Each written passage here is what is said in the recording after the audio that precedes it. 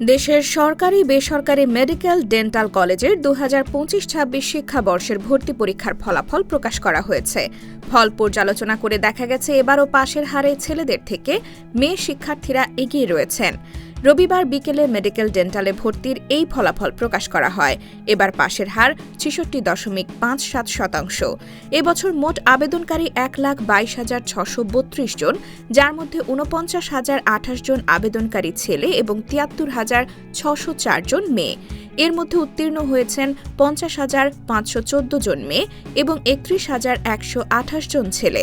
স্বাস্থ্য শিক্ষা অধিদপ্তরের ওয়েবসাইট www.dgme.gov.bd এবং স্বাস্থ্য অধিদপ্তরের ওয়েবসাইট www.dghs.gov.bd ও www.result.dghs.gov.bd হতে পরীক্ষার ফল জানতে পারবেন শিক্ষার্থীরা।